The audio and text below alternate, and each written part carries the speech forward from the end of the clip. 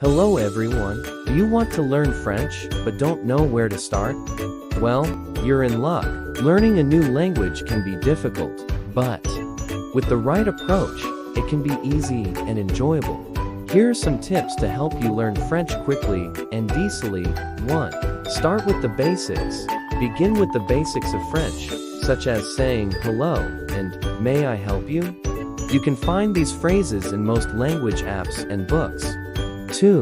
Listen and repeat. One of the best ways to learn a new language is by listening and repeating. Listen to French songs, podcasts, and videos to improve your listening skills. 3. Use French everywhere. If you want to learn French quickly, you have to use it everywhere.